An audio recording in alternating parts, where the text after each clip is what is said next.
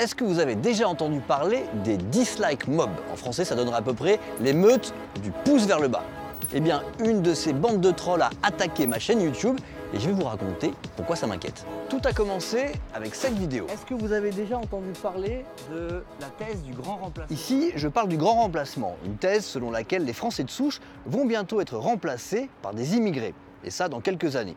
J'explique que cette thèse est raciste, qu'elle est complotiste et surtout qu'elle ne tient pas la route d'un point de vue démographique.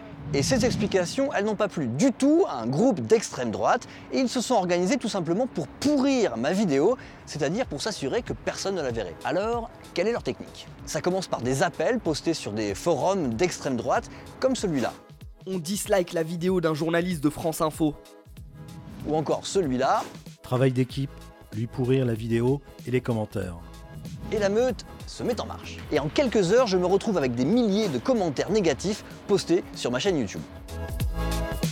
Tous ces internautes mettent des pouces vers le bas, des dislikes, ils mettent des commentaires ultra négatifs sans même regarder la vidéo. Et tout ça n'est pas fait au hasard, c'est fait pour tromper l'algorithme de YouTube. On se contente de signaler et de disliker comme dans le camp adverse. Et comme de bons soldats, après leur attaque, ils reviennent pointer sur le même forum.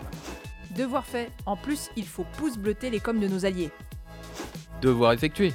Et puis cette horde de trolls ne s'arrête pas là, ils vont même demander du soutien à des forums étrangers, en l'occurrence ici des forums américains. Allez, hop hop hop les ricains, on dislike sa vidéo de merde, c'est votre devoir de citoyen du monde.